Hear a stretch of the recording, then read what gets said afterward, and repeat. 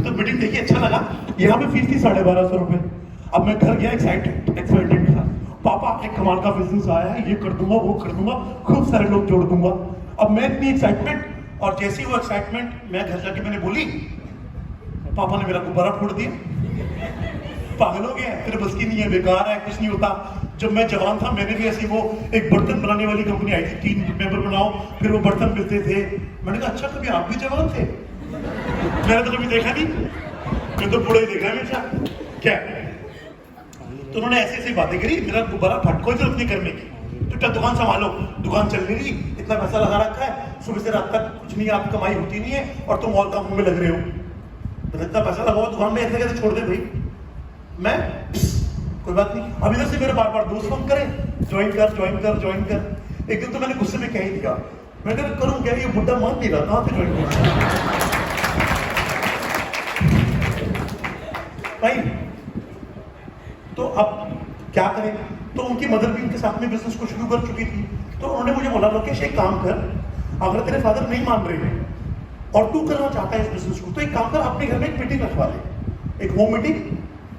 मैं आऊंगी और अपने कुछ लोग बुला लेना आस पड़ोस के, और पापा को भी उस मीटिंग में बिठा देना, ताकि वो, क्योंकि उनको इस बिजनेस की समझ नहीं है। अब मेरे फादर क्या है, अब मैं अपने फादर के लिए क्या हूँ, मैं बचपन से गालियां खाई, मैं पिटा हूँ। अगर मैं उनको बिजनेस के बारे में बताऊँ, मेरी बात थोड़ी सुनेंगे, है कि नहीं। तो अब ये दिन डिसाइड हो गया कि संडे 11 बजे तेरे घर में मीटिंग करने आए हैं। मैंने कहा आंटी ये बहुत बढ़िया है, आप ही आओ, आप ही झेलो इसको, राइट। चलो दिन तय। अब मैं तो बुलाऊं किसको, क्योंकि हम नए फरीदाबाद में शिफ्ट, जानता नहीं था किसी को, किसको बुलाऊं। तो मेरे दिमाग में एक आइडिया आया, मैंने कहा जितने भी ये 60 साल के ऊपर के लोग होते हैं, ये फ्री होते हैं, कुछ करते थे अपनी घर में ही रहते हैं, इनको बुला लेता हूँ मीटिंग में। ये सच में मेरे स्क्वायर जहाँ मैं रहता था 125 मकान थे, मैं हर एक घर में गया, घंटी बजाई, टिंग टोंग, नमस्कार जी, आपके घर में कोई 60 साल के ऊपर के व्यक्ति हैं क्या? हाँ सच में। उन्होंने कहा हाँ। मैं उनके पास गया, मैंने कहा अंकल चलो हमारे घर में 11 बजे मीटिंग है, आपने आना है। बेटे किस चीज की मीटिंग है? अंकल मुझे नहीं पता किस चीज की, पर बहुत जबरदस्त मीटिंग है, आपने आना जरूर।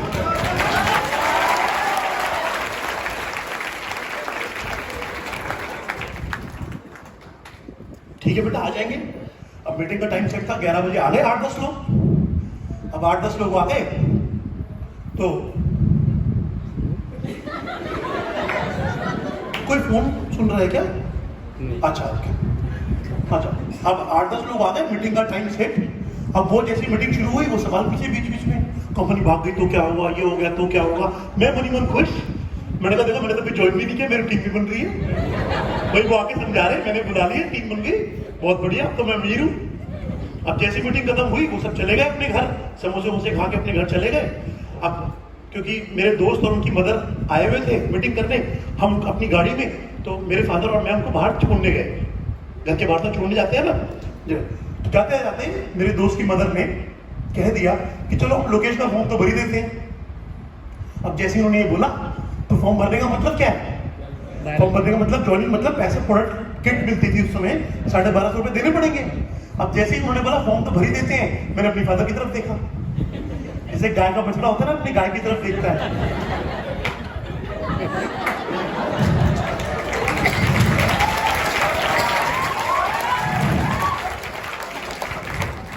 तो अब मेरे फादर ने, मतलब समझ में आ गया कि फॉर्म भरना मतलब पैसे देने पड़ेंगे।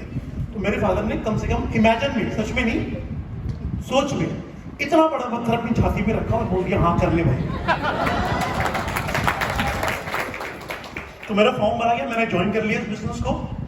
और जैसे मैंने बताया कि मुझे लगा था एक मौका, कि भाई मेरी जिंदगी में एक मौका है, शायद मैं इस बिजनेस से अपनी जिंदगी बदल सकता हूँ।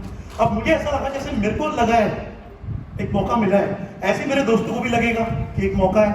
और मैं अपने सारे दोस्त जो कम पढ़े लिखे थे, जो मेरी तरह थे, जो कुछ नहीं कर रहे थे, मैं उनके पास गया। मैंने तो कमाल का बिजनेस आया, उनको मीटिंग में ले गया। वो मीटिंग अटेंड करते थे, बाहर आके मेरे पे हंसते थे, मतलब मीटिंग अटेंड करके आए इतनी अच्छी सीएनटी, और बाहर जाके मेरे पे अबे कान चक्कर में पड़ गया, ये बेकार है, ये वो है, मतलब मेरा मजाक बनाना शुरू। लेकिन अच्छी बात क्या थी, क्योंकि जब मैंने मीटिंग अटेंड करी थी ना, किसी को भी मीटिंग अटेंड कराने से पहले मैंने 2-3 ट्रेनिंग अटेंड कर ली थी।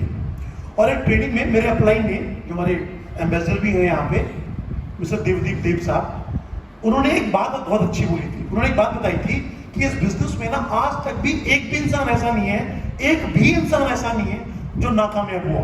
एक भी इंसान नहीं है। इस बिजनेस में हर इंसान कामयाब होता है, एक भी इंसान ऐसा नहीं है जो नाकामयाब हुआ। बस प्रॉब्लम क्या है कि लोग इसको करना छोड़ देते हैं, मतलब क्विट कर देते हैं। और एक लाइन बोली थी उन्होंने बहुत अच्छी, जो मेरे यहां चिपक गई थी दिल में, winners never quit, quitters never win. जिंदगी में जो इंसान छोड़ता है ना वो कभी जीतता नहीं। ये जो विनर्स होता है, जो विजेता होता है, वो कभी छोड़ता नहीं है। और जो छोड़ देता है ना वो कभी जिंदगी में विजेता नहीं बनता। जिंदगी का सबसे आसान काम होता है छोड़ना किसी भी चीज को। बहुत आसान है, छोड़ दो, क्विट कर दो। और मुश्किल है टिके रहना, और मुश्किल काम करके ही आपको विजय मिलती है। एक बात समझ लीजिए। तो जब मेरे दोस्तों ने मुझे कहा तो मेरे को हर्ट बहुत हुआ, क्योंकि जिनसे मुझे बहुत उम्मीद थी कि ये तो इस बिजनेस में पता नहीं क्या कर देंगे, उन्होंने ही मेरा मजाक बनाया, है ना। तो मैंने कहा, लेकिन मैंने सुना था ये कहावत, winners never quit, quitters never win. तो मैंने कहा छोड़ूंगा नहीं, करता रहूंगा। अब मैं करता रहा, कुछ लोग ज्वाइन होते रहे। अब फिर चैलेंज क्या है, अब मेरे जो अपलाइन है ना वो थोड़े से कड़क है। वो मेरे बड़े भाई भी हैं, मेरे गुरु भी हैं, है ना, मेरे भगवान कह सकते हो उनको, आप कुछ भी कह दो, मेरे लिए सब कुछ है। आज मैं जो भी हूँ उनकी वजह से हूँ, फाइन। अब उनकी बात मैं टाल नहीं सकता। उनको मैं वो मुझे बोलते हैं कि अभी रात हो रखी, मैं बोलता हूँ हाँ जी बिल्कुल रात है, मेरा ऐसा है, ठीक है। अब वो बड़े, मैं डरता बहुत हूँ उनसे, तो उन्होंने कुछ ही मीटिंग करने के बाद बोल दिया कि अच्छा हाँ करो रिकॉर्डिंग अच्छी करना। हाँ और बड़ा आजकल वो रील बन रहे हैं ना, ओ दुनिया में कामयाब बनना चाहते हो, ये वो।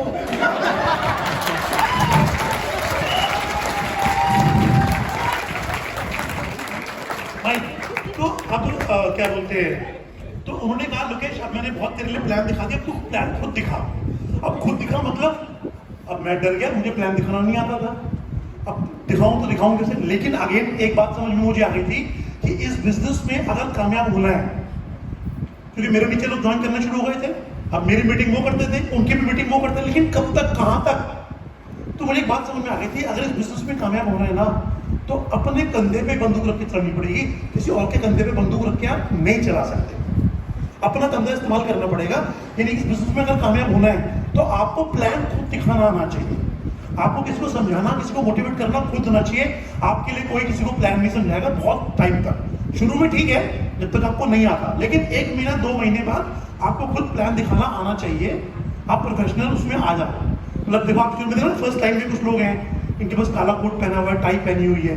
इतनी गर्मी में अगर टाई पहनी है, गला बंद है, तो ये लोग बेवकूफ नहीं है, पर ये लोग प्रोफेशनल है ना। और इसीलिए ये लोग पैसा कमा रहे हैं।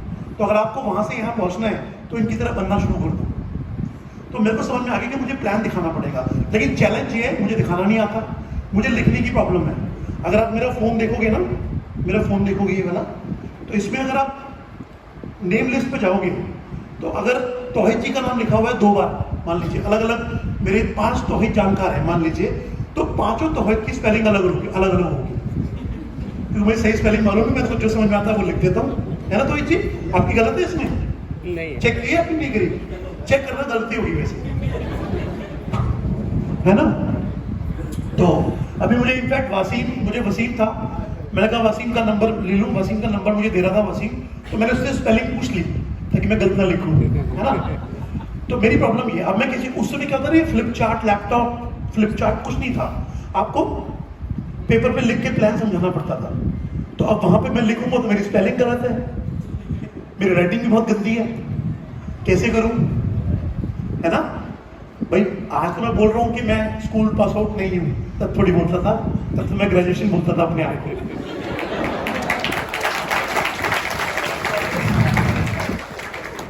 है ना। लेकिन कहते अगेन वही बात है, जहां चाह वहां राह। साइकिल भी ली थी ना मैंने अपने दम पे, तो प्लान दिखाना बहुत कौन सी मुश्किल बात है। तो एक बार जो मेरे अपलाइन है वो प्लान दिखा रहे थे और उनके ना 4-5 पेज जो है वहीं छूट गए टेबल पे, तो वो मैंने पेपर ले लिया उनसे, अपने दोस्त के पास गया, सुंदर सुंदर राइटिंग में लिखवा लिया उसी चीज को।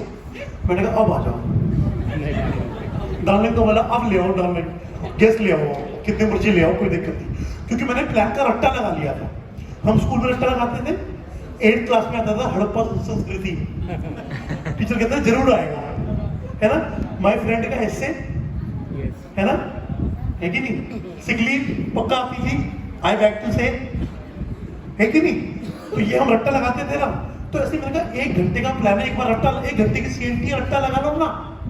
इवन जब 2008 में मैंने ज्वाइन किया वेस्टीज, तो एक बार रट्टा लगाया मैंने स्पारुलिना का।